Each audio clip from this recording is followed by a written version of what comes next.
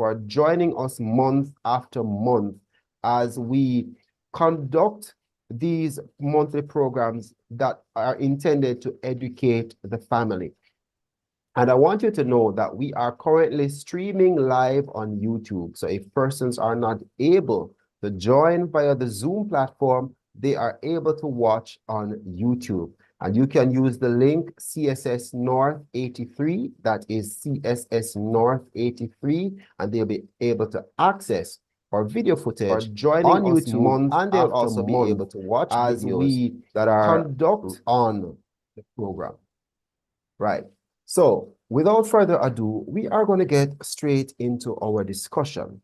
And as indicated, this evening, we are discussing the role of the Public Health Authority in promoting health and disease prevention in Jamaica.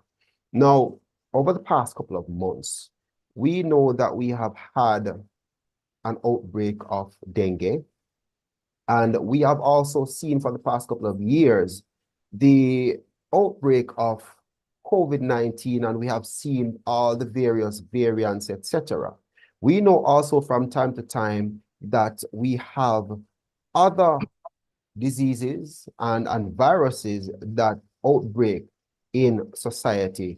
And we know too that sometimes these can be prevented if there are certain health protocols that are followed or certain best practices that are maintained by citizens. And so we want to delve a little bit into what the Public Health Authority, what the NSWMA, what they do, and what their role is in helping to safeguard Jamaicans against any form of outbreak of disease or any other health implications that may be posed. So ladies, I'm just going to afford you an opportunity to first of all, tell us a little bit about your organization and what you do.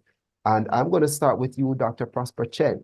So you can feel free to unmute your mic. Go ahead, tell us a little about yourself and about the public health authorities. Good afternoon, everyone. My name is Francia Prosper-Chen. I am the Medical Officer of Health, responsible for the parish of St. Catherine. I am the lead officer in the Public Health Department, and that covers a number of programs and facilities. We have 27 health centers and 2 hospitals. We are responsible for the maternal and child health programs, which include the antenatal program, the postnatal, family planning, immunization, control of diarrheal diseases. We also have our curative program, where if you're ill or you have chronic illnesses, you can come in to see the doctor.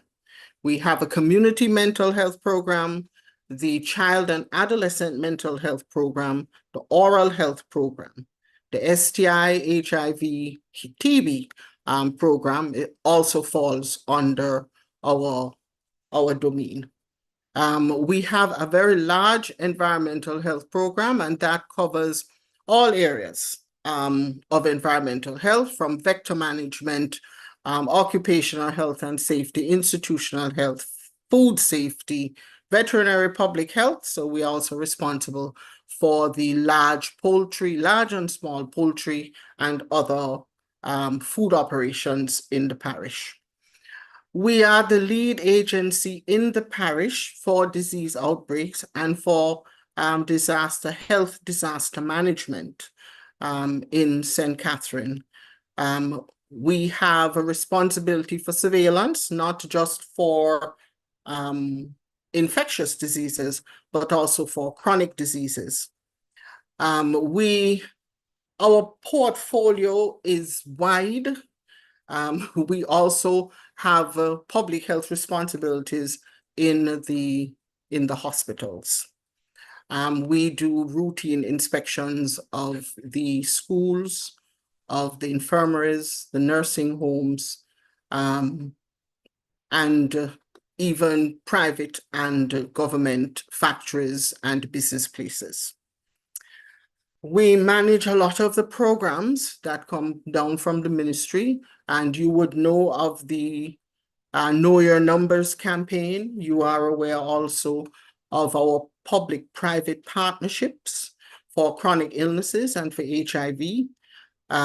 We have the chronic care model project that's going on now also. So our scope is wide.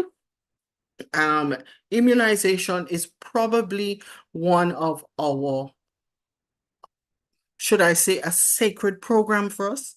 It's extremely important for us, and we have had significant success with that program, and we call it our flagship. And we are quite proud of it. Jamaica has done very well. We have won international awards because of our immunization program. I think that's where I leave it. There's a lot more that I could tell you. Wow, thank you so much, Dr. Prosper-Chen.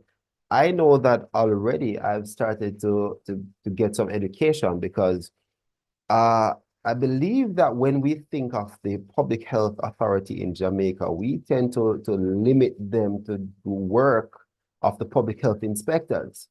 You know, I believe that that's what most Jamaicans do. So just from your introduction just now, I am realizing that there are so many different facets of public health that you touch and you tap into and that you have responsibility for. And so thank you so very much for that, because I'm pretty sure that some persons on our platform were not aware of that. So thank you so much, Dr. Prosper-Chen. Now, Ms. Reid, it's over to you. You can go ahead and tell us about yourself and about the National Solid Waste Management Authority.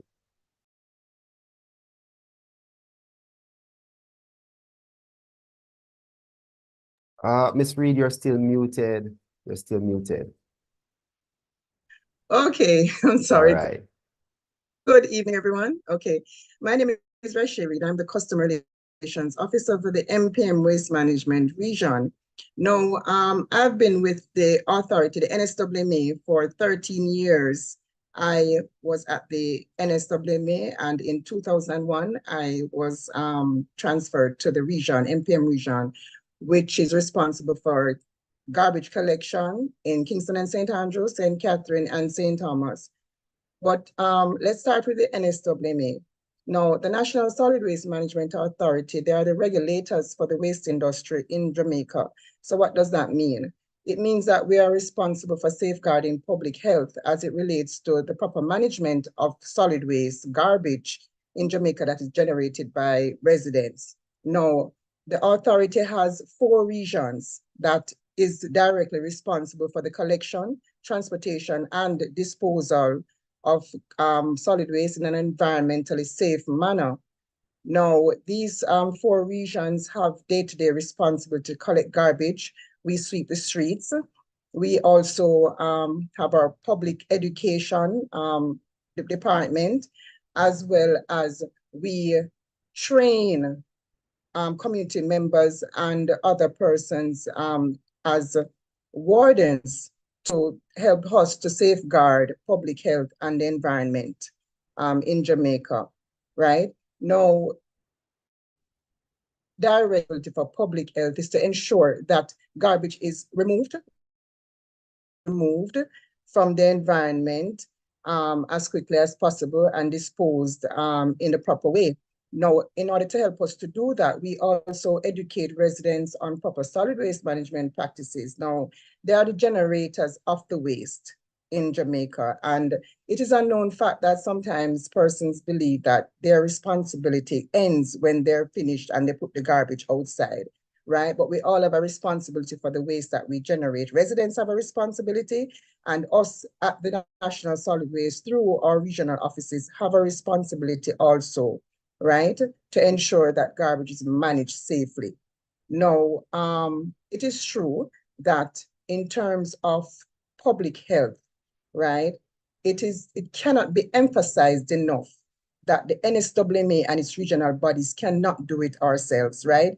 And it is of known fact that we really need the help of Jamaicans in order to manage waste, because I don't believe, and it is true, I can speak for the authority, that collection is the issue in Jamaica with garbage, improper garbage disposal, because you have several communities. I personally know communities in Jamaica that has garbage collection 3 times, and per week. And when I asked residents, why do you dispose of the garbage improperly at dump sites?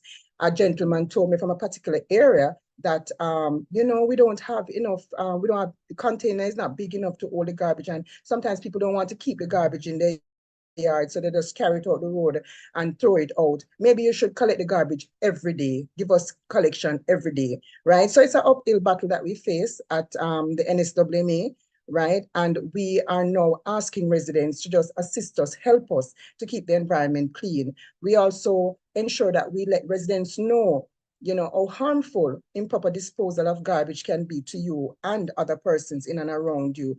Because it's not in your your immediate space doesn't mean that it is not affecting you directly. There are other ways that it can affect you, like blocking drains and gullies. In the event of a hurricane or flooding, persons can be flooded out, vector disease, and I can go on and on, right? So, our job at NSWMA is just to ensure that persons understand how to manage the waste so that it doesn't become harmful to them and the environment.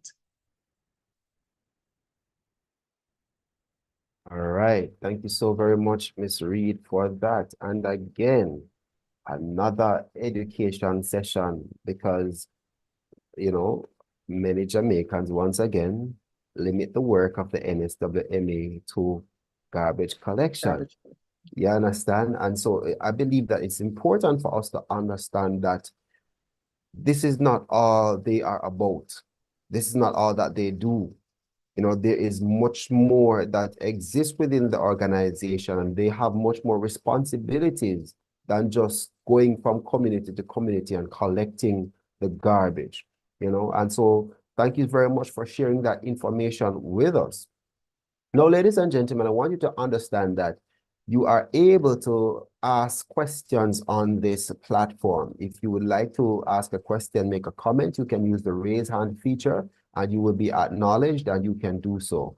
Or you can type your question in the chat, and as soon as we are able to, we will ask your question so that you can get your answers. We want you to participate in our discussion. So it's not just myself, Dr. Prosper-Chen, and Ms. Reid that's going to be talking. We want you, our citizens, to engage with us as well and participate as much as you can. So now, ladies, I just want to ask a question because just by your introductions, I'm realizing that there is probably a whole lot that most Jamaicans don't know about your respective organizations. So my question is there any education campaign that you have going on that is intended to educate our citizens on what the Public Health Authority and what the NSWMA does or is doing within our communities? So I don't know which one of you want to start. Ms. Reid, you go ahead. Okay, so our public education is ongoing, right? Through our community relations department, which is at the NSWMA, and our customer relations departments at the regional offices, we educate persons on proper solid waste management practices through community meetings, forums, such as this one. And also, we presently have a campaign now going on in schools. We're going out in schools and we are educating students on proper solid waste management practices, particularly at the primary level. Because what we realize is that in order to effect behavior change for the future, right, we need to reach the younger generation, right? And through our interactions with schools, we realized that there was a great need to educate children and administrators on the proper management of garbage at the schools. Right now, children just, litter, wanton litter garbage all over the school, even though the garbage is packaged at the school for collection when we go to collect it through our commercial departments, right? We have our inspectors, complaining that it is not properly bagged and, before it is put in the bin, right? So we use these forums to go around all over Jamaica through our respective regions to educate persons. We also put on forums ourselves, and we encourage residents through their community forums to invite us to meetings. So as many meetings as we can go to, as many opportunities as we get, we go out and educate persons on proper solid waste management practices. We also do that daily through our social media sites, NSWMA and the regional bodies. We put out on a daily basis information on how people can properly manage waste. We also let persons know how it will affect you in case in the event that you don't manage the waste properly, right? So it's our daily activity for us in terms of public education, right? And we are always coming up with new ways to go out and educate the public on proper solid waste management practices. All right, thank you so much, Ms. Reid. And I'm happy to know that you're going into the schools with this campaign, because it's important for our children to know how it is that they are to dispose of their waste properly. And it's important for them to learn at an early age so that we can begin to break the cycle of pollution. When children learn these things, then they take it with them into adulthood, and they'll be able to teach their own children. And that is how we can see our society moving from just, tossing things through car windows to properly placing things in bins as they ought to be. So thank you so very much for that, Ms. Reid. So Dr. Prosper-Chen, go ahead and tell us what kind of education campaign the Public Health Authority has going. Our education and our campaigns are also ongoing, as Ms. Reid spoke to. You can well imagine when it comes to health and the environment, then we are always out there trying to encourage communities and the persons to take care of their health. We have information and campaigns on social media, broadcast media. We also do a lot of print, brochures, posters, and particularly we celebrate commemorative days. So World No Tobacco Day, we celebrate World Physical Activity Day. All of the commemorative days, we try as much as possible to have some sort of forum for persons to know exactly what it means for them and for their health, for their families, and how they can participate or help to make communities and people safer. We are quite involved in schools. Presently, we are responsible for the Jamaica Moves in School program, for our school health program, ensuring that the children in the basic schools are fully immunized, and that is for protection for the whole population. We are well aware that with the COVID-19 pandemic, the world fell off in having children properly vaccinated to prevent diseases. And we are seeing across the globe outbreaks of measles in many countries. And measles is particularly detrimental or harmful for children under 5 years of age. So our programs are ongoing. We promote a lot of interventions. We do food demonstrations, our nutritionists, to teach people how to prepare meals that are nutritious or that are better for them, bearing in mind their state of health. So we are also always doing health education. All right. Thank you so much, Dr. Prosper-Chen. And, once again, the children being involved in this is absolutely important, because, it's never too early to start teaching our children certain things and for them to learn to have an appreciation for it, because it makes things better for us as a society, especially going forward. But you made mention of something just now that I found rather interesting in regards to the outbreak of measles in some places in the world. Now, have we been seeing an upsurge in cases of measles in Jamaica? And if not, what would you say makes the difference here for us versus in other countries? No, we certainly we have not seen measles in this country that's locally transmitted since 1992. we saw our last case. And that is why it is so important that we continue to immunize our children against measles. We did fall off, but we're just coming out of a mop-up campaign where we were actually looking for all of those children who may have missed their doses during the COVID-19 pandemic. And that campaign was relatively successful. And as usual, we continue to send out our community health aides to find those children who did not come in. And of course, all of our health centers offer vaccination except for the dental clinic in Bridgeport. And so we have to be very vigilant and ensure that we do everything possible to ensure the children are vaccinated. Okay. And that is one of our flagship programs. We spend a lot of time ensuring that. All right. And I'm happy to know that we have not been seeing any locally transmitted cases. But does that mean we have seen persons come from outside who have been diagnosed with it? Every now and again, we might see one case, but we have the systems in place to ensure that does not, that there is no spread. So that calls for an outbreak response, and all the resources go into isolating and ensuring that we do not have any local transmission of measles. And we have been very successful there.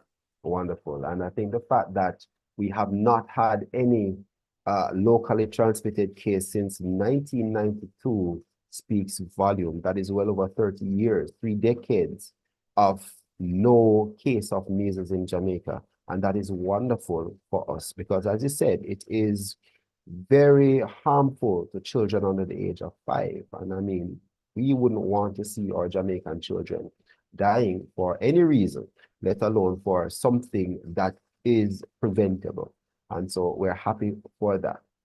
And I want to encourage parents on this platform, if you know that throughout that COVID period, your child had missed any vaccination that they should have received, or if you know of a family member or a friend whose child may not have been vaccinated as they should have, I'm encouraging you to tell them to take their child to the clinic with their vaccination card so that they can get the requisite vaccination.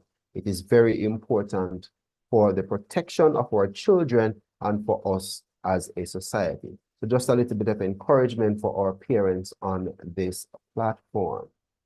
Now, If I may, go ahead, Mr. Fennel. I'm just correcting, it's 1991. Oh. The last case of measles. Our last case of polio was 1982. The last case of diphtheria was 1995, sorry. Rubella was in 2000, and neonatal tetanus 2001. So we have done very well. So in other words, what I'm hearing now, Dr. Prosper-Chen, is that whilst for us as Jamaicans, we have been beating our public health systems, really and truly we have a reason to applaud them. That is what I'm hearing from these statistics that you are providing and this information that you're providing. Oh, so I you know, for me, it provides a different level of appreciation for what our public health authorities and what the health system is doing here in Jamaica. So, you know, just like anything else, there will be hiccups, there will be shortcomings, there will be imperfections, but really and truly, I believe that we have a lot to be grateful and thankful for to our health system and our public health authority in keeping our children safe. So thank you very much for that information. I do want to go to a question in the chat that is coming from Marcia, and this one goes to you, Ms. Reid. And the question is, when will we be addressing the issue of garbage separation so that our plastics can be recycled? Okay. So it's a known fact that the NSWMA and its regional bodies, we don't have enough trucks to collect garbage separately, right? But that doesn't mean that we're sitting on our hands and saying we don't have the resources to do it. So what we do is that presently we do have a plastic separation initiative in the Northern Belt, right? With a number of communities in Kingston, where we at the NSWMA, we collect plastics weekly in some communities. And now the collection depends on the generation.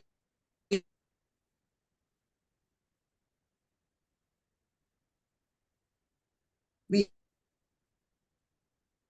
recycling partners to assist us with the collection, right? So through our community meetings, we separate plastics from the regular waste, and we partner them with recycling partners, their mesh bin in the communities, and to facilitate the separation. They will collect, as well as we will assist to collect the plastics from the waste stream. The participant asked is a very important one, because at the NSW, we are passionate about getting plastics out of the waste streams. We don't want it on the disposal sites. Harmful it is, and when we have a fire on the site, spontaneous or otherwise, right, we don't want these plastics on it to burn.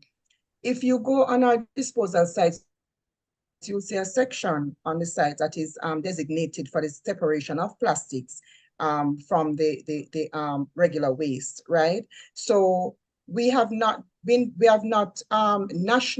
we have not gone out nationally and say, okay, we are separating, but we are encouraging separation of plastics.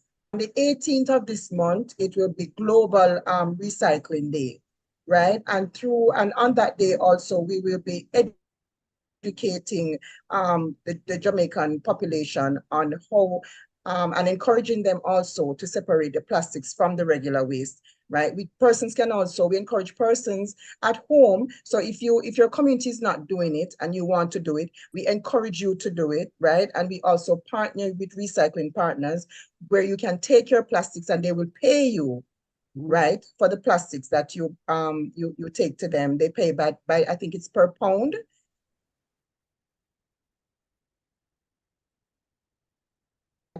It has been, the cost has been in that many persons are using that opportunity to separate communities. So if the person asks a question, your community, and you're interested in your community starting your own plastic separation, we will encourage you to do so, and we will also assist you with the collection, whether it be through our office or to partner with recycling partners to do so. All right. Thank you so very much for that response. And with that, you indicated that it is not yet a national effort, correct? Right, not yet, but you would have heard in the news that government is setting up a recycling center, right? That's not ready as yet, but so there are things in the background that is being done to facilitate this, right? And I'm sure sooner than later, it will be on stream nationally. And we can say to Jamaicans, start separating your plastics. We will be collecting it separately. As a matter of fact, I also know that my executive director, with the new trucks that we should be getting in short order, I know that he is looking into designating a few of those trucks just for plastic separation, right? So I know that it is something that is actively being discussed. It's actively being pursued, right? And we are eager, as residents are, to start getting plastics out of the waste stream. All right. And I want to say too that, you know, if we are realistic about what we're doing or what we're seeing, one of the things that you hardly ever see, if any at all, is one of those D&G bottles in the garbage. And the reason for that is because people understand that they can get paid for them. So persons will walk around and they will collect those bottles and they will put them in crates, in bags, whatever, and they will take them to the various locations where they can be paid for them. And you are now letting us know that if persons were to recycle their plastic bottles, they can also be paid for it. Maybe not the Yes. same amount, but they can also be paid for their waste. Yes, they can be paid for their waste. And just as persons are collecting glass bottles to take back for return of money, persons are also actively storing plastic bottles, right, to take in for money. You might be driving through some communities, excuse me, and you will see a number of plastics, maybe in the big bags piled up in communities. Those are the plastics that are being collected and taken to recycling partners, and they are paid money back for those bottles. I should also add that recycling partners, it's a partnership between government and private sector. So those companies that like Wisinco and all those other companies that produce products in plastic bottles, they are partners they are the partners in recycling partners as well as government, right? So it's a private and government partnership with recycling partners of Jamaica. All right, thank you. And you guys have a very catchy jingle that I've been hearing on the radio repeatedly with Assassin, our agent Sasko, as he goes Assassin, by yes. now. Right. It's It's a in very Sasko catchy now, jingle. So right, I'm right. sure that person's must Very have heard it catchy. at some point. Mm. Right. So encouraging us here to rather than disposing of our plastic bottles incorrectly, let us properly store them so that we can be paid for them. So when you use your money and you purchase Yes. your juices, etc., rather than just throwing them out on the street, let us store them so that we can get paid for them. So that's the word to you, ladies and gentlemen. I want to also leave a word with ladies and gentlemen. We can even go a step further. Instead of we can eliminate some of those plastic bottles. So say for instance, persons on the platform, you drink bottled water. Instead of I'm in the supermarket and I see persons buying 2-3 cases of water and taking home. I'm going to encourage those persons on the platform. Stop buying the cases of water. Get 5-gallon water bottles. Get reusable water bottles. That way you generate no waste at all. It is also much more economical to do because a case of water can cost you anywhere from $800 to over $1,000. With the 5-gallon, you can pay as low as $300 to refill, right? So it is not only environmentally friendly to practice proper solid waste management, it is also economical to practice proper solid waste management.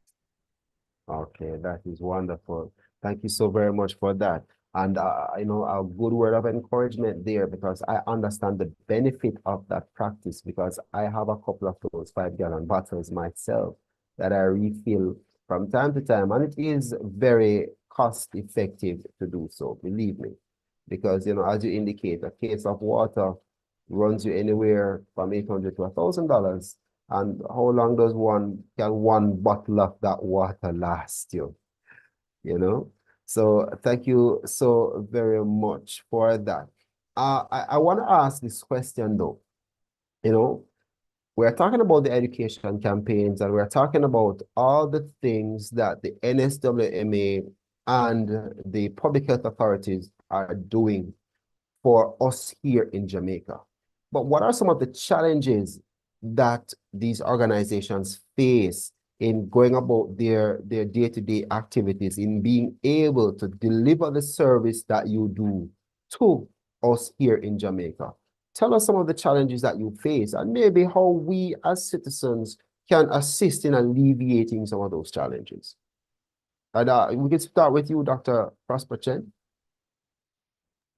Yes, there are many challenges, as you can imagine. We're dealing with people, and there will be resistance in some cases. But I think probably what we battle most with is change in behavior. A lot of what we have to do in public health relates to changing a behavior in order to change a particular practice. And changing behavior is not easy. Persons have to be willing to change. And a lot of the behaviors are cultural. traditional. You know, persons are used to doing certain things, and it cuts right across everything. If we start from the baby, we know that breastfeeding is the best way to feed your baby. And yet we have a lot of grandmothers and aunties and great-grandmothers that are telling our young mothers, yes, you must give the baby some mint tea or bush tea or something. And that is not breastfeeding. It's not exclusive breastfeeding. When we speak about breastfeeding, we mean nothing other than breast milk. And our message is nothing other than breast milk from 0, baby born, to 6 months. Baby is now 6 months old. So that is a challenge. And then we have the other challenges related to how we feed children or young children, where we think that if the child is chubby, that's a healthy child. And all of this is related to how we grow up. And then we can go to the infectious diseases, even something like HIV, and the whole battle with using a condom. So behavior change is our biggest challenge, really. And I'll leave it at that. We have a lot of others, but we have strategies to try to deal with it. But our biggest challenge is behavior change. How do we get persons to do things differently and to sustain that behavior? I applaud NSWMA when they speak to plastics, because we know, I'm sure Ms. Reid knows, that one of the hardest things that we have to do is to get people just to separate it. And that's probably going to take years of education before we finally get it. And so maybe 5 years down the road is when Ms. Reid can says, yes, we are ready to start separation. So I think change in behavior is probably the biggest challenge for her and for us in public health. And she is public health too. All right. Thank you so much for that, Dr. Prosper-Chen. And you know, I totally agree with you, because even for us here in law enforcement, you know, where certain things are concerned, as it is cultural or it is societal, meaning that it is synonymous to a particular community, or it is something that is practiced within certain communities. And you ask yourself the question, how can you get people to change and to see things from a different perspective? But if we really look at it, when a society has been indoctrinated a particular way over decades, you know, it will in fact take time for that change to occur. And that is why I fully support the idea of starting to teach our children from an early age so that we can start to break that cycle. You know, I completely agree with that stance and with that method. And so, you know, change in people is one of the hardest things to get, because you and I, as much as we wish we could, we can't change anybody. People must be willing to change themselves. Yeah, so thank you for that, Dr. Prosper-Chen. Ms. Reid, you know, I know that she speaks for all of us when she spoke about, you know, the change being one of the biggest issues, but what else is there for the NSWMA as a challenge? Okay, for the NSWMA and its regional bodies, right? Dr. Chen was perfectly right? It takes consistent and sustained public education, as well as at the family, the local level, from the household, to change behavior. And you are perfectly right. It starts from a young age, because let me just use this opportunity to say, when I was a child growing up, right, my mother, we used to say she's a clean freak, We as children, we used to say that, right? But she used to tell us not to litter the streets, right? If you have, she said, when you're coming home, you're eating snacks, put the garbage in your bag. So on a Saturday morning, you'd see us, she had 9 of us. So those of us who were going to school, we would, on a Saturday morning, you'd see us shaking out our bags over the garbage bin because we had sharpener, dust, paper, everything inside there. So, you know, she encouraged us at an early age not to litter the street. And believe it or not, I took that with me through to now. And I keep telling person that it's no surprise I'm in this position, right? I don't think it's a surprise, right? Because of how I grew up. Now, the biggest challenge we have at the NSWMA and its regional bodies, right, is illegal dumping of garbage, right? Persons don't want the garbage in their space. As soon as they generate it, they want it to be removed, right?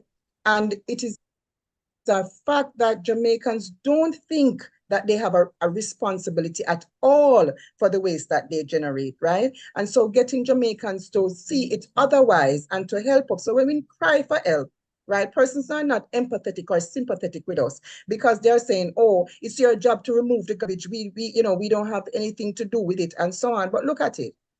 The garbage truck doesn't come for a week, maybe 2, right? Maybe 3. What does some of us do? For me, I continue to containerize, or I'll call to find out when the garbage truck is coming, right? For other persons, they'll take the garbage, they'll put it in their vehicle, and when they're driving, the nearest dump site on the main road or a little place where they sell little garbage, they'll take the bag out and put it there. Or if they're driving over a gully, they toss the bag over a gully or something. And this is not a practice for any particular class of or otherwise in society. Everybody does it, right? Everyone does it, right? So if it's not a blame game who does it or who, persons who you think should know better, they're the persons who are doing That's it, true. right? So That's improper true. disposal of garbage is a major challenge for us. Okay, so you know one of the major reasons why we sometimes delay in collecting communities, because when we go into a particular community and expect to spend an hour or so going through and collecting, we spend 5 hours, 4 hours. Why? Because we have to be stopping at several disposal sites to be scraping up, sweeping up, and cleaning up garbage, and that takes a lot of time, right? So the truck will go out to go to 2, 3 communities for that day, right? And they end up only cleaning half of one community, right? Because of the improper disposal of garbage. So that's a major challenge for us, right? And it's not only at the household level, it's also at the commercial level, because you have a lot of businesses that are disposing of garbage improperly, right? You have a lot of persons who are social constructions, right? Even the persons who they hire to do registered waste haulers who are hired to dispose of the waste in an environment, they take the garbage from these locations and they find the nearest open lot or night, and they go there and they dump it off and they dispose of it and they leave because nobody at that time and nobody's seeing, right? So it's an uphill battle. It's like we're climbing, we have nothing to hold on. We're going up. You know, we can't find the solution to having people stop this practice, right? And persons need to understand that when you do this, you are only harming yourself.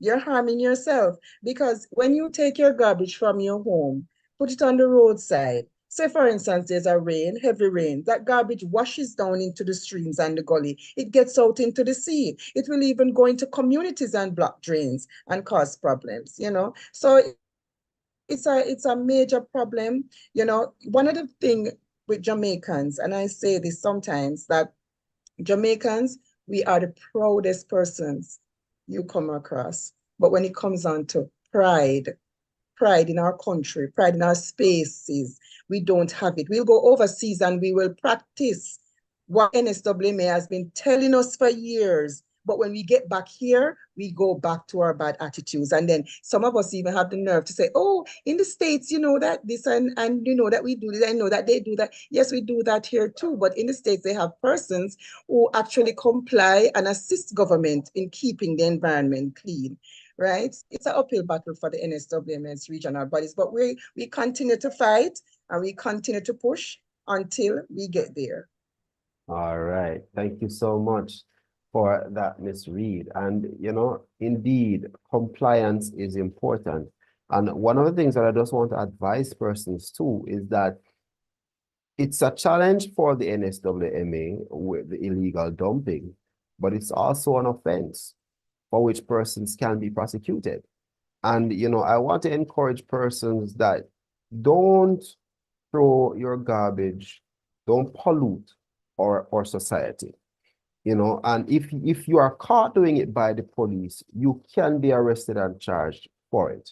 And you will find yourself in court paying a fine when you could have simply just disposed of it in the garbage bin as is required of you. So take and accept for the health hazard that it poses, it also poses a risk for you in getting yourself in trouble with the law. All right, I want to take the opportunity just to pause quickly to welcome our commanding officer for the St. Catherine North Division, Senior Superintendent Howard Chambers, who has now joined our discussion here. Senior Superintendent Chambers, just going to go ahead and say good evening to the platform.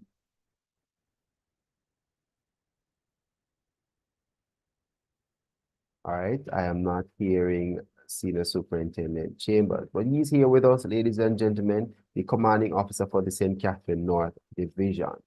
All right, moving on with our discussion. In the chat, I'm observing some comments and some questions, and I do also recognize that there's a hand raised, Mr. Michael Brown, and there's another one as well.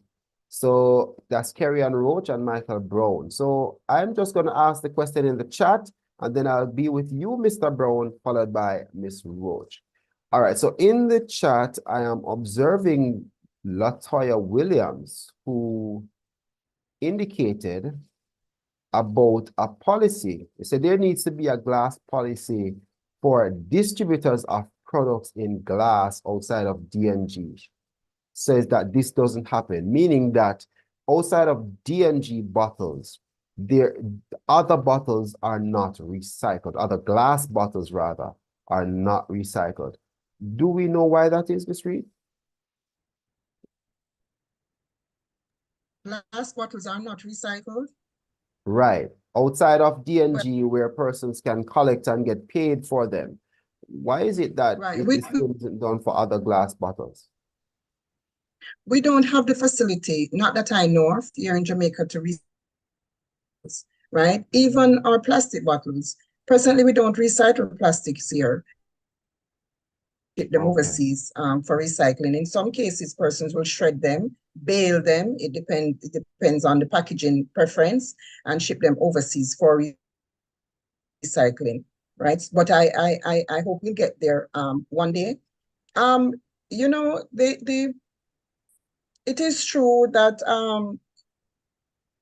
in Jamaica, we are way behind in terms of solid waste management, because in countries like Japan, where I have had the opportunity to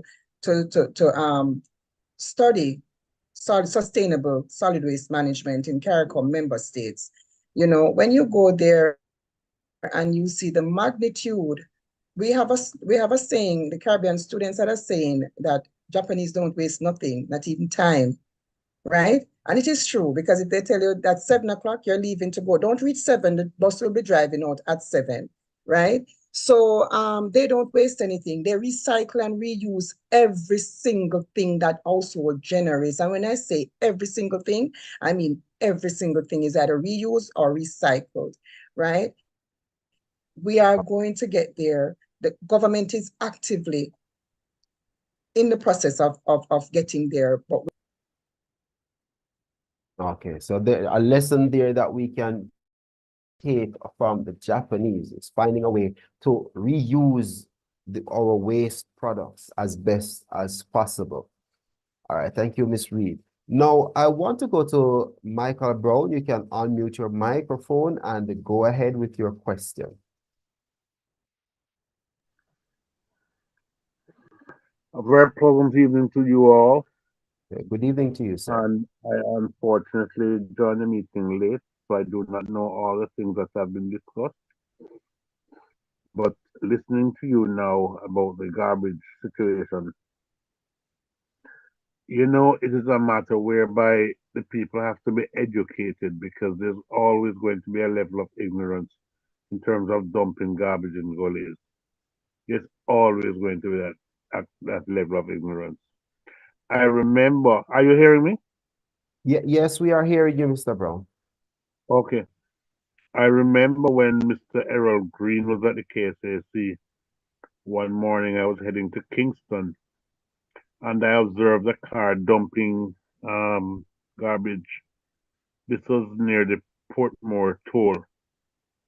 And I called him and he was able to inform me days later that the man got a ticket sent to his house. So, but you see, I don't know how consistent that method is. I really don't know because there's this culture of being an informer. So other people might say something like that and not pay it in their mind, but they don't seem to understand the damage that it does to the environment, especially That when is right. plastic is involved. Especially when plastic is involved. On another matter, you mentioned about health. Health is more than one aspect because how I view it now in my community here in Spanish Town, some surveyors came one morning to survey where my road met another road. Well, it was the same road to be honest with you, because North Avenue, and there's a trench that is supposed to drain water. I'm sorry I can't show you a picture of the end result of that survey, whereby it has formed a pond. And I've written to the parish council and I copied the health authorities because guess what? This is going to breed mosquitoes. The water turns green, and you know, I, I was hoping that they would have responded to try and clear this up because one part of the trough, I have to call it a trough, is lower than the other. The water always gathers. Now, Uh, that is an Mr. aspect Brown? that's an aspect, especially when you speak about mosquito control and mosquitoes breeding. That's an aspect that should be corrected as quickly as possible. You were saying something? Right. I was asking, what community did you say this was? This is North Avenue, Hampton Green, Spanish Oh, Town, okay. and So, my uh, road intersects St. John's Avenue. so are you identifying a mosquito breeding site there? Yes, because a big pool. When I say a pool. Okay. And What it is, that's is on the the old road Spanish itself? Town situation where the water drains from houses. The water drains from houses, but this trough should have been a runoff. Instead of that, it is a collector. Okay. All right. So, Madam Prosper-Chen, I don't know if this is something that could be looked at from the vector control perspective. Well, we will take a look at it. All right. So thank you Yes. so very much for that, Mr. Brown. And Dr. Okay. Yeah, Prosper man. and her My team phone looking number, at, if you need it, is 381 could you 2707. could you type it in the chat, Mr. Brown? Could you please type it Come in the again? you can send it directly to us on the chat. I can hardly hear you guys, I don't know. The volume is very low. All right. Go ahead, repeat the number. 381 2707. All right. Thank you so very much, Mr. Brown, for your contribution and If I for the may, information that you provided. Ms. Reid, go ahead. if I may, yes, I want to provide Mr. Brown with some information. Okay, and everyone on the platform Now, if you are a witness to illegal dumping in any way, shape, or form, the NSWMA has an and you download the app and keep it on your phone. And take a photograph and send it through that app, or you can type a complaint, whether it be license plate number or otherwise, and send it through the app. The very good thing about this app is that it does not store information. It doesn't store telephone numbers or anything. So it's totally anonymous. No one, we at the NSWMA, we don't know where the complaint is coming from unless the person puts their contact information in the complaint.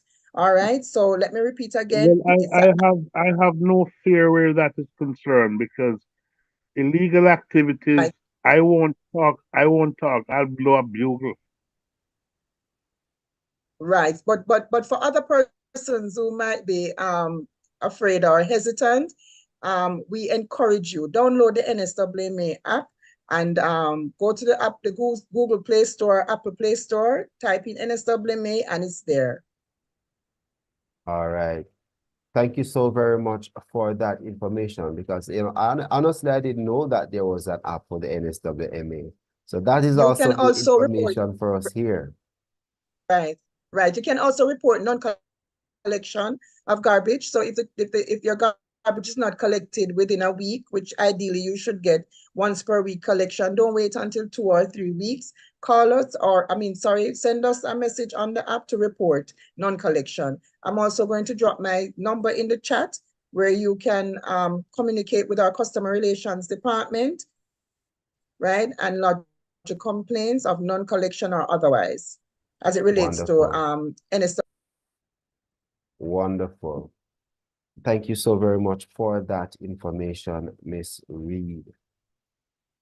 And I'm pretty sure that many persons are going to jump on this app, because there are many times people want to make a complaint, especially about non-collection of their garbage, and they really don't know who to call or where to turn to. So thank you so very much for that bit of information. Miss Roach, Miss Kerry-Ann Roach, you can unmute your mic and go ahead. Thank you very much, sir. Good evening, Sir Chair. Good evening, Dr. Chen and Miss Reid. A very informative session. I want to tell you thanks. I really appreciate it. This is a simple question for Miss Reid, though. Even though you spoke about it, I'm very happy that you mentioned it, Sir Fennel. Since up until recent years, I've noticed you see signs about that you can be charged if it is that you dispose of your garbage improperly. I wanted to ask, real simple, do you find that this has been effective? Ms. Reid, have you seen any changes over the years? Have you seen a decline in these incidents since there is now a fine and you can be prosecuted in these cases? Okay, so since the inception of the NSW,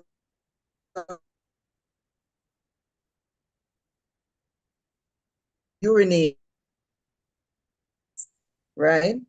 There has been many fines, many port presently through our enforcement department at the NSW that we have increased drastically the number of enforcement officers that we had before, because of this problem of the rampant illegal dumping, right? We have also equipped them with bikes, right, so that they're able to do more patrols. We have also been doing more night stakeouts and investigations and so on. So yes, we have been prosecuting persons. Yes, on a daily basis, hundreds of tickets are written for illegal dumping of garbage. Also, the dumping of derelict vehicles along roadsides and so on, right? The question as to whether we have seen a decrease in persons' actions, sadly, I would have to say no. right? As a matter of fact, it has gotten even worse. And that is why at the NSWMA, we are putting in measures in place to tackle this through our enforcement department. We are equipping our enforcement department with personnel and the necessary tools that they need to go out and prosecute persons for improper disposal of garbage. Right. Thank you so much, Ms. Reid. I Thank hope that you. answers your question, Ms. Roach. Very clearly. Thank you so much. Wonderful. Ms. Reid, there's a question in the chat that I find very interesting because from time to time we're traveling on the road and we will observe that an animal has been hit down by a vehicle or what we call roadkill. And you will pass that animal on the road for days until, you know, or other vehicles drive and all the insides and body parts are spread out all over the street, or you recognize that it starts to rot on the road. What is in place? What's the policy in place for dealing with roadkills? Okay, so I don't know of a policy in place to deal with roadkill as it relates to animals. Now, persons are responsible for their pets, for their animals, right? And so if these animals die, right, you are responsible to ensure that these animals are treated with in an environmentally safe manner, right? The carcass is treated with, meaning to bury. The proper thing is to bury. Some persons burn. We don't encourage burning in any way, shape, or form because that's not environmentally friendly, right? So some persons will bury it, and we're okay with that. Also, too, we have a number of calls coming in through our customers service department reporting these animals on the road, especially if they're on main roads, right? Now, once there's a truck in the area, we will remove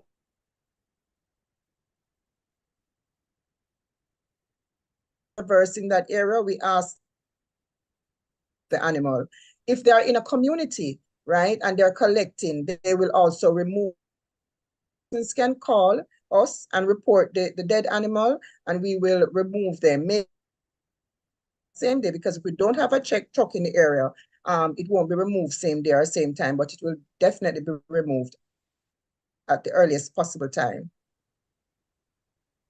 Okay, thank you so very much, Ms. Reid, because you know that has always been a concern, and I'm happy to know now that we are able to call in whenever we see these animals on the road so that the carcasses can be properly disposed of. Sergeant Cecil White, who is the commanding officer for the Riversdale Police Station, has a question. Go ahead, Sir White. Good evening, Mr. Fennel. Good evening, Good sir. evening, your panelists also, others on the platform. My concern really, and it's really a query, in terms of what I'm seeing really as it relates to the mentally challenged persons. Oftentimes, we get calls at the station from family members, people who are concerned about these persons, they appear to be getting no assistance. They don't know where to seek this assistance. And, and other times they just leave them and they're just out there on the streets. And, when things reach the level now, the police is called.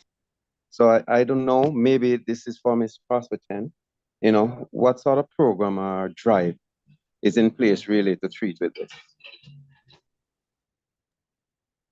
Okay, so we do have a community mental health program where we run clinics, we do home visits, we answer crisis calls, whether it is on the phone or face-to-face. So that is there. You can call the health department. I can put a number in the chat where persons can call to get assistance.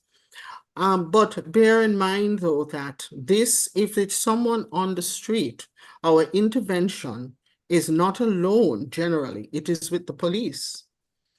And in fact, we have even trained the police in how to deal with the mentally ill. Now, the police has the authority to take a person who is believed to be mentally ill, to take them into the hospital for any assessment. So you are covered there, and if you need assistance, we can also help. Just as if we go in the area and there is a complaint and we have gone to investigate, we generally ask the police to come with us. So that is something that we do on an ongoing basis.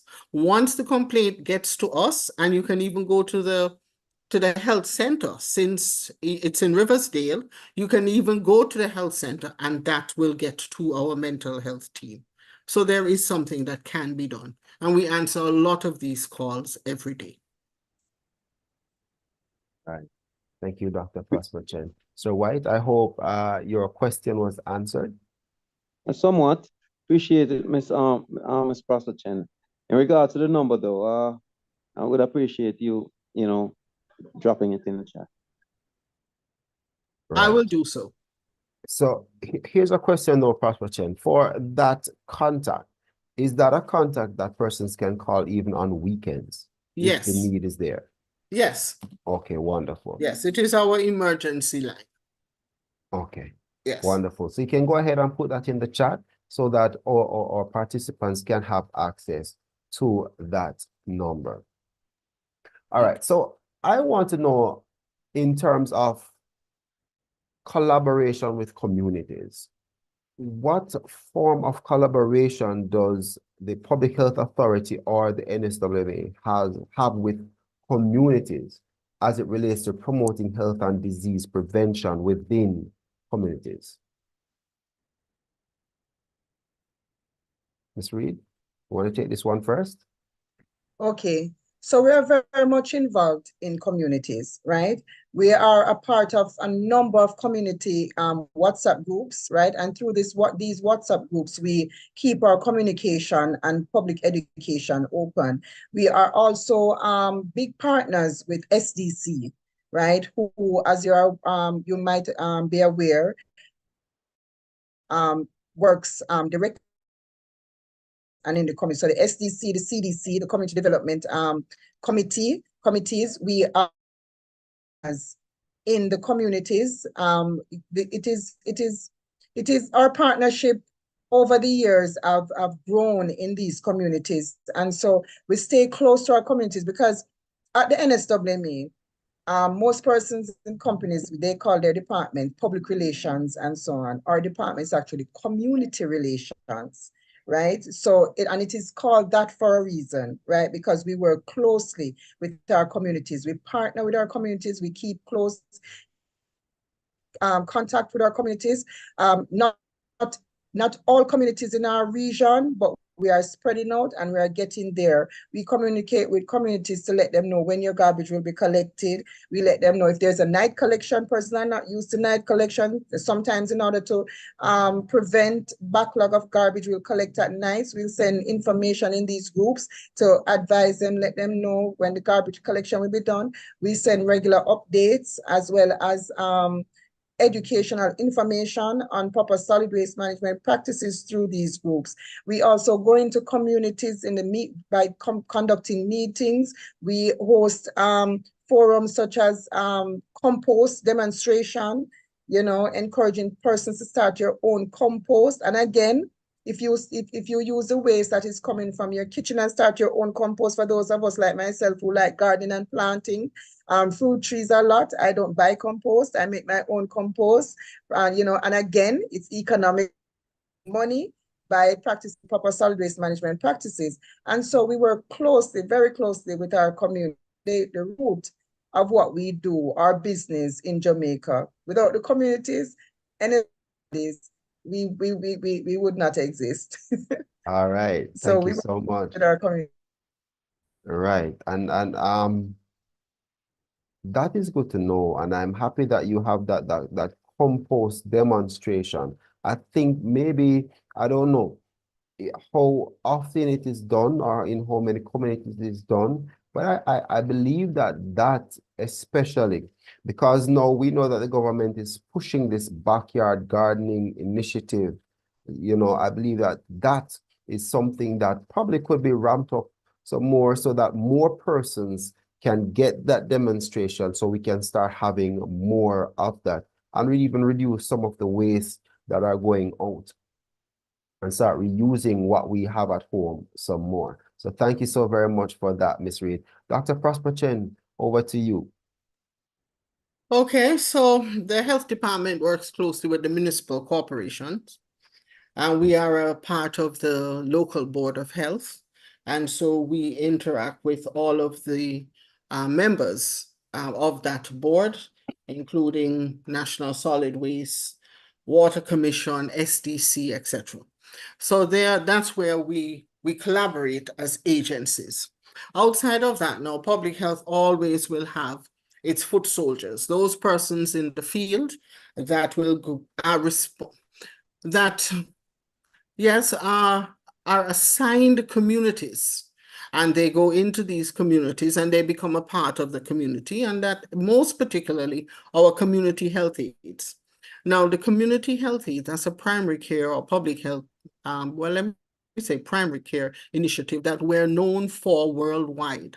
It started here in Jamaica with Prof. Kenneth Standard. And so we maintain that. So persons go into the community to do different things. They look for the dropouts for immunization, for rheumatic fever, the antenatal mothers who have not come back into care, the postnatal mothers that have been discharged from hospital and may need a visit, not just from the midwife, but also just a checkup from not a checkup, but a check on by the community health aide. We have our vector control workers. Not only are they responsible for our mosquito activities, they also do a lot of health education when it comes to mosquito control and how to prevent. We also have community peer educators, and they are specifically assigned to HIV, STI prevention. Outside of that, we have our large health education program.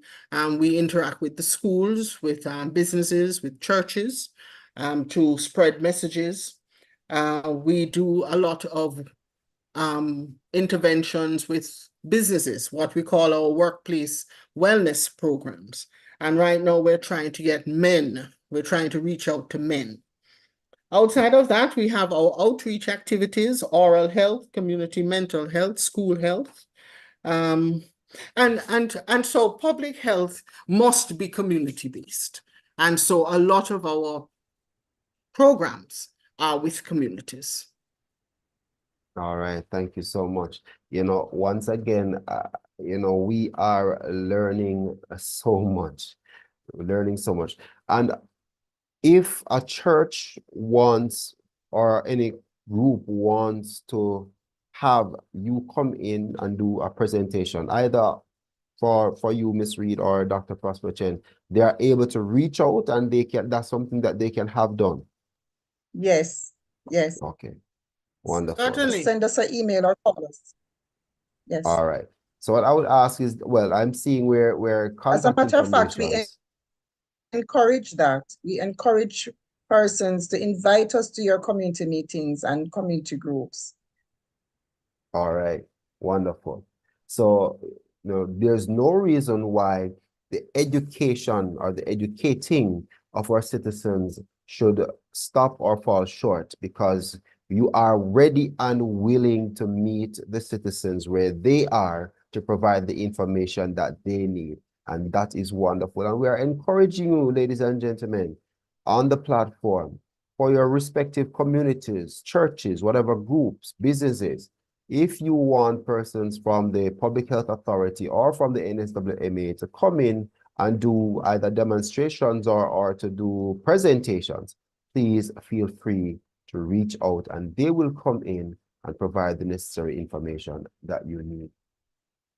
Now, there is a question that I want to ask, and I think I want to touch on it before we get to the end of our discussion, because there are so many questions that we could ask, but time just doesn't afford us the opportunity to.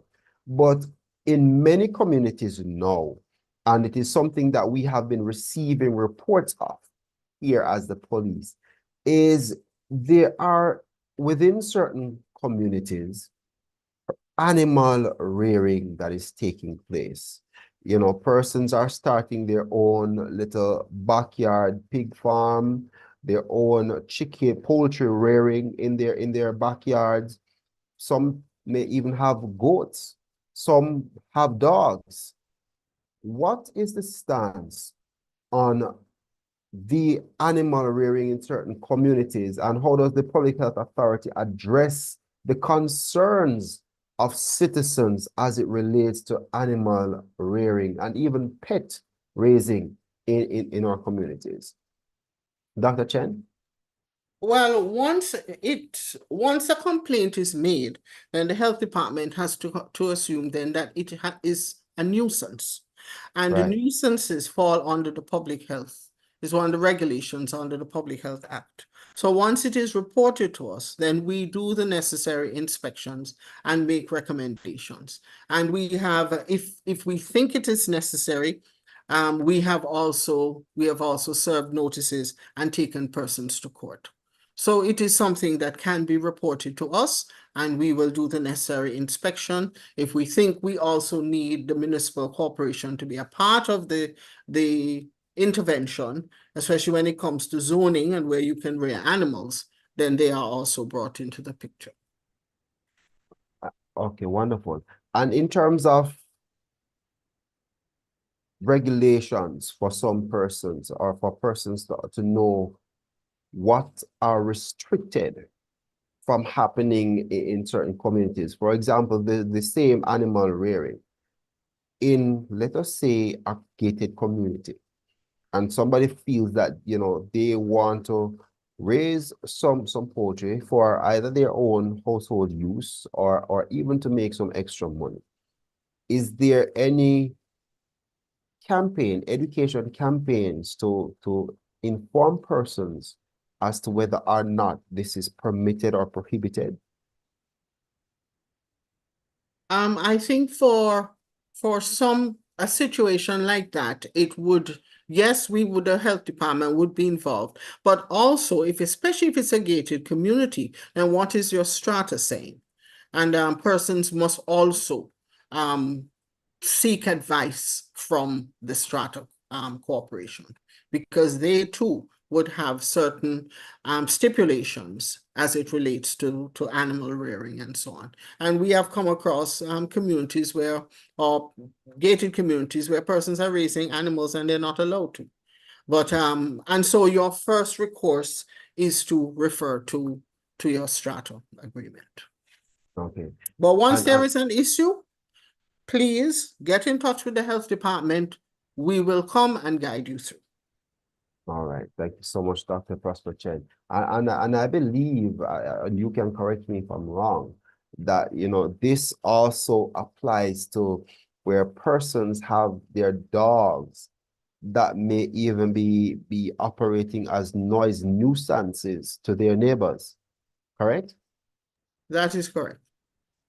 So in a case like that, how would it be treated? Because if I have my neighbor has their dogs and right through the night they're barking, etc., and you know it's preventing me from probably sleeping, how would a situation like that be treated? You know, I'm not sure. I'm not sure about that. But I can get that information and I will relate back to you. All right. So, Thank you so much. that's not for the police? Repeat. That's not for the police. That sounds like a breach of the Noise Abatement Act. But yeah, I think on that we would have to collaborate on that one, Dr. Chen. Right. So what are some of the major health and environmental concerns though that for the Public Health Authority here in Jamaica? What are some of the major health and environmental concerns for both the Public Health Authority and for the NSWMA? Sorry. Should Go I ahead. go first? Go ahead, Dr. Chen. Okay, I think now we have to look at vector-borne illnesses. Mhm. We are seeing dengue outbreaks more often. About 15 years ago, maybe an outbreak might have been anywhere from 3 to 5 years. Now we are told to expect it every 2 years. We might see a dengue outbreak, and it can cause significant morbidity and mortality. And so one of our battles is to get persons to understand that the mosquitoes that we're concerned about are not really the mosquitoes in the drains, it's the mosquitoes in your home. These mosquitoes are the ones that like to live near to people because that's where they get their blood meal. And so changing the whole behavior in terms of how you store water, if you cover the water, has to be and is and probably will always be a significant public health concern. You know, we have spent quite a lot in trying to control the dengue outbreaks. And maybe it is impacted too by even climate change. That might also have something to do with it. Outside of dengue, we also must expect that we will see Zika and chickpea again.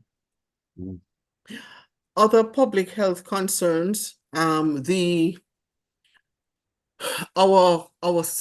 communicable disease, our STIs, our HIV, we're seeing more cases.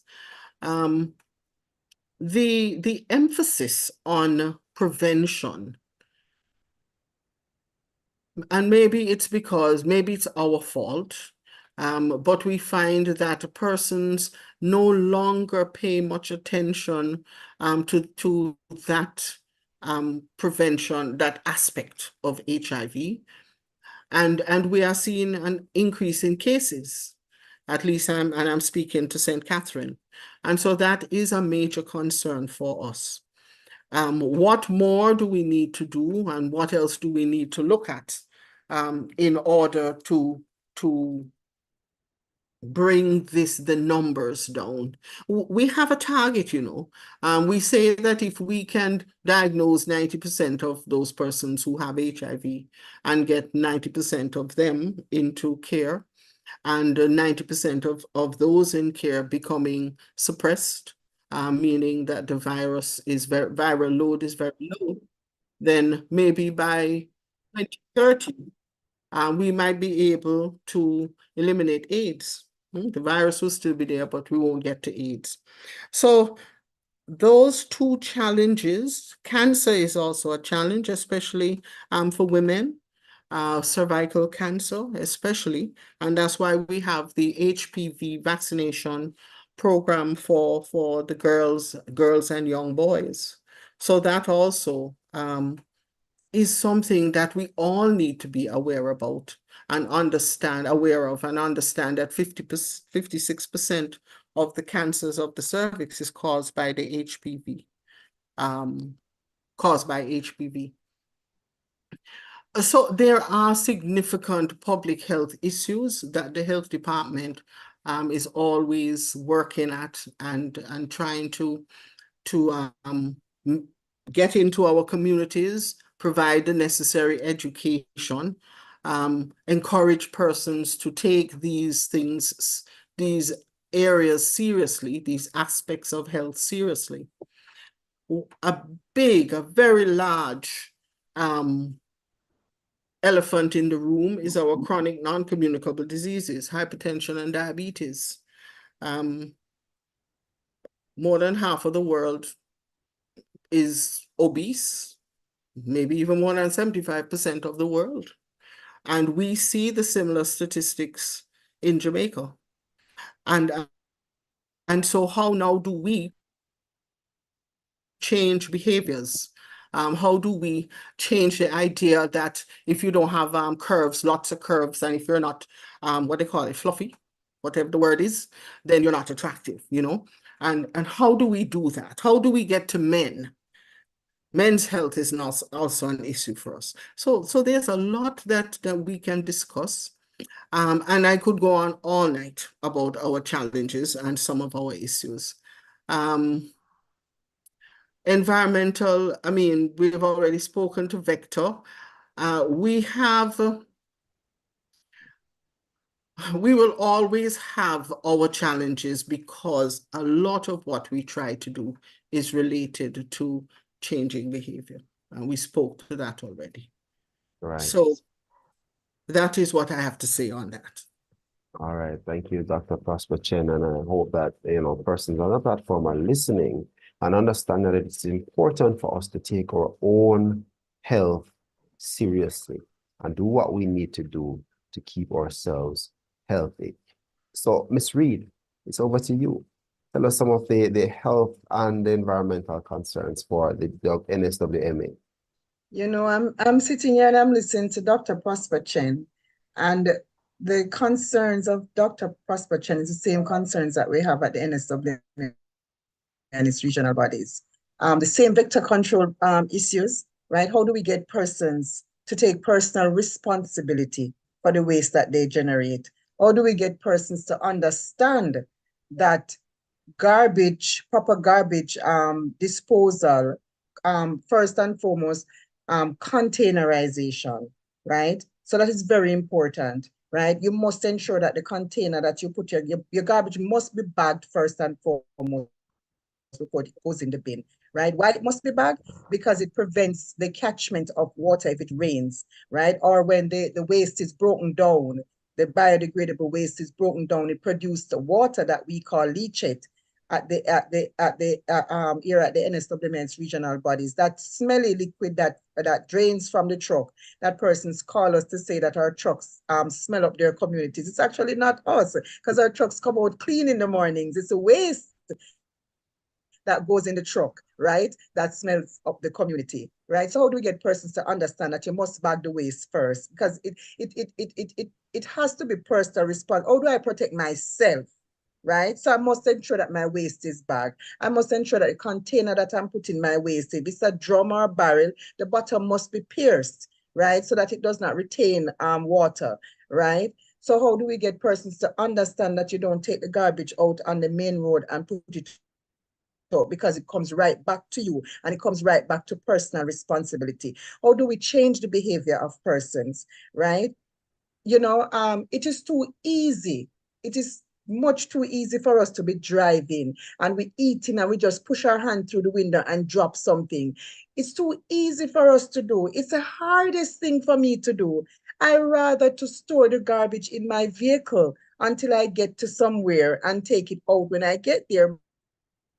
Market, there are times when my especially for those of us who have children, my vehicle is filled with all kind of snack papers, all kind of things, you know, but I'd rather it in my vehicle than it being on the street. It's the hardest thing for me to do. How do I get other persons in my capacity as someone who is responsible for educating the Jamaicans on proper solid waste management practices? How do I convince somebody to take personal responsibility? That is a concern that we have here at the NSWMA. How do we get persons to understand that it's not the government responsibility alone, right? So that is a major concern that we have. It's not because we can't do it on our own, right?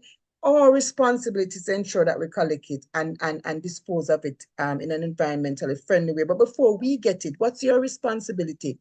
You must ensure that, one, you reduce the amount of garbage that you generate, right? So buy in bulk. Don't take packages you don't need. Ladies, for those of us who have big handbags, when we go to the pharmacy or so and we buy smaller, don't take the paper. I don't take them. I tell them it's okay. I'll drop it in my bag. I don't take additional or unnecessary garbage with me. I don't, right? Or when you go to the patty shop to buy a patty, you're buying 2 patties. You're going to eat the patty you alone. Why put it in 2 bags? Tell them just put it in 1 bag, right? And take the patty and go. Right? So these are just some little things that we do. How do we try to reuse what we have generated? Use it for something else. Instead of throwing out whole clothes, why don't we donate it, wash it and donate it to Salvation Army? Because one man's trash is another man's treasure. Or do we try to reuse glass bottles, right? Instead of going out and buying jars to store peas and those things in, or do we use the glass jars that we buy other products in and use it to store items instead of going out and purchasing other things, right?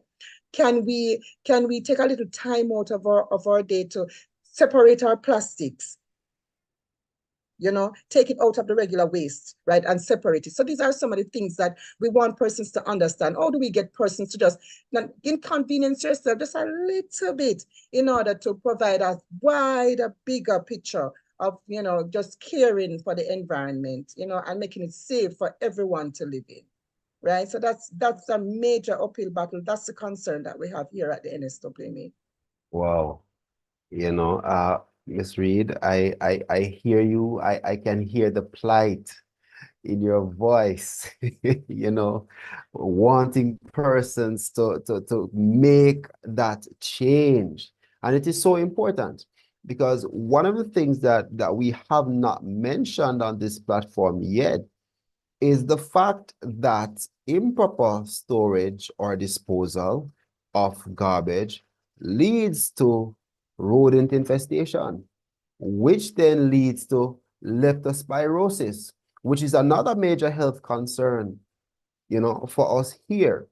Rats, I believe that here in Jamaica, we hate to see rats, but yet still we are doing things that encourage the reproduction and infestation of rats. And so that is something that we have to be mindful about because leptospirosis can kill. It can kill and has killed human beings. And so that is another major health concern for us here that we have to look at. And we have to understand once again our responsibility. So yes, the NSWMA has their role and their responsibility. Yes, the Public Health Authority has their role and their responsibility, but we also have our role and our responsibility. You know, whenever we talk to persons about safety, we, the police, tell persons that your safety is your responsibility. But here we're also hearing that your health is your responsibility. Managing your waste is your responsibility. So we don't want to negate the responsibility of our citizens and cast it off on the respective agencies that are there to serve the country. We want us to understand that we also have a role to play in keeping ourselves healthy, keeping our environments clean and healthy as well. So that is the message that is going out to you, our citizens here this evening. And we want you to share that information with others that you come in contact with your neighbors, your friends, church brother, church sister, etc. And teach your children. Teach your children. Let us start passing on the information and spreading the education so that we can begin to effect change in our society, because that is where the real issue is, and that is where the real impact will take place. And then and only then can we actually begin to see the change that we really want for our society. And with that, ladies and gentlemen, we are coming down almost at the end of our program. But just before we go, ladies, I just want you to leave one last comment or message with our participants here this evening. So you can go, whoever wants to go first, go ahead. All right. My message to Jamaicans and to the persons on the platform: partner with us. Help us. Help us to help you. Without your help, our job is futile. We will not achieve what we need to achieve without your help. Government, we can't do it on our own, right? We ask parents on the platform, teach your children not to litter the streets. Tell them to put their garbage in their bags or in their pockets until they get to a bin, or until they get home, they put it in the bin. Tell them not to throw the garbage through the window of the cars when they're driving in the window, in the cars. Tell your passengers in your vehicle, don't throw garbage through my window because it's a reflection on me as the driver of this vehicle, right? Do not do that, right? Encourage your neighbors to package their garbage properly. Encourage your neighbors to package it also in a way that they keep it away from animals so that they don't, the animals don't get to the garbage and spread it on the street, right? Or spread it in the community, right? Keep your garbage safe away from animals. Elevate it if you have to. If you have a drum, right, secure it to a sturdy place, post maybe the grill on your wall or something, right? Put something heavy on it so dogs can't turn it over. Ensure that you practice the 3 R's. You reduce, you recycle. In this case, not the 3 R's, 3 R's and S. Reduce, reuse, and separate your plastic bottles from your regular waste, right? Take personal responsibility for your environment and your surroundings, right? You must do that, right? Because you have to first and foremost safeguard yourself before you ask someone to safeguard you. It must be your responsibility, right? And again, I ask you, help us to help you, right? And we have a slogan at MPM, right? Going forward, if you're not doing so, bag it, bin it, and we will collect it. Okay, thank you. Thank you so much, Ms. Reid. Dr. Prosper-Chen. I think I just have one simple statement. Our primary goal in public health is to ensure a healthy population. And that is what we're all about. Our programs are designed to do that. And we would like persons to understand that they play a role in keeping themselves healthy, in ensuring that their children are healthy and their communities are healthy. And if we're able to do that, then we will have a healthy population. We are here to help, reach out, and we will help as best as we can. Thank you. All right. Thank you so much, Dr. Prosper-Chen, the head of the St. Catherine Public Health Authorities. Thank you, Ms. Rachael Reid, the Customer Relations Officer for the NSWMA/MPM. And ladies and gentlemen, I want to thank you this evening for joining us as we discuss the role of the Public Health Authority in promoting health and disease prevention here in Jamaica. And I'm hoping that you would have gotten something out of this discussion this evening. And that something is that you have a responsibility. You have a role to play in keeping our environment, our homes, ourselves healthy, safe, and clean. And with that, ladies and gentlemen, I just want to say thank you, and we look forward to having you join us here next month via this same medium when we will be discussing another topical issue and educating our families. Thank you so very much. You have yourselves a wonderful evening, and I am your host, Corporal Kester Fennel, here on the St. Catherine North Division. Have yourselves a wonderful evening. Yeah. Thank you, ladies, so much.